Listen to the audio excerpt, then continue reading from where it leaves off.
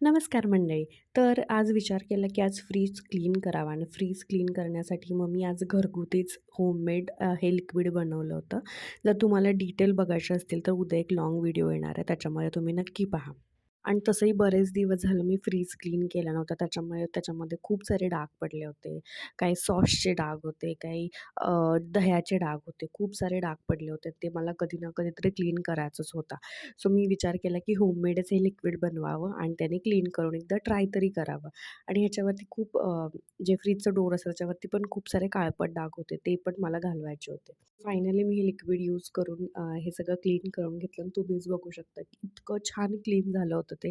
एका स्प्रेमध्ये तिथली ज्या एरियामध्ये मी स्प्रे केलं त्याच्यातली इतकी घाण निघून गेली आणि फायनली माझा फ्रीज क्लीन झाला. आणि क्लीन झाल्यानंतर हे काय असं दिसत होतं, खूप छान दिसत होतं. त्याच्यानंतर मी घरातली बाकीची सगळी कामं आवरायला घेतली.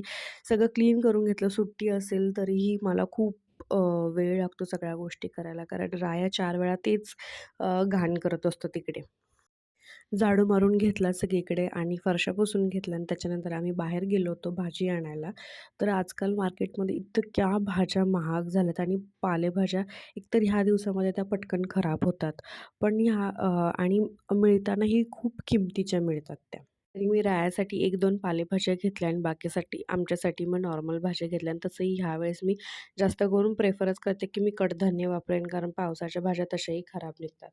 आणि उपवास असून सुद्धा इतका सारा स्वयंपाकाचा राडा पडला होता. इतकं खराब झालं होतं किचन ओटा आणि सगळी भांडी स्वच्छ करायची राहिली होती. आमच्याकडे उपवासाला सुद्धा खूप सारे पदार्थ बनतात. सो मी खिचडी केली होती.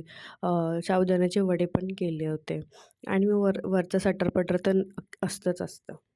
हे सगळ्या गोष्टी क्लीन करून ठेवल्या. अजून कपडे मशीनला लावायची राहिली होती आणि मी दुपारी फरशी पुसून गेले होते मार्केटला जाताना.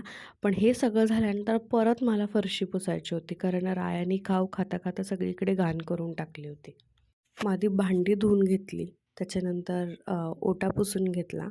त्याच्यानंतर फरशी पुसून घेतली आणि मग कपडे लावायला घेतली. कपडे लावून झाली मशीनला, पण आणलेल्या भाज्या फ्रीजमधून काढायच्या राहिल्या होत्या आणि जर त्या तशाच राहिल्या, तर त्या तशाच पडून राहतात. सो विचार केला, की झोपायच्या आधी ते पण काम करून घ्यावं. सो मी भाज्या सगळ्या काढून घेतल्या बॅगमधून आणि ज्या पालेभाज्या असतात मोस्टली मग मी त्यांना पेपरमध्ये रॅप करून ठेवते बिकॉज तशाच ठेवल्या तर मग फ्रीजमध्ये सगळी माती वगैरे पसरून जाते आणि फायनली माझा फ्रीज सेट करून घेतला भाज्या लावून आणि असं काय माझा दिवसाचा शेवट झाला. Thank for watching. उद्या माझा लाँग व्हिडिओ बघायला विसरू नका. Thank so much.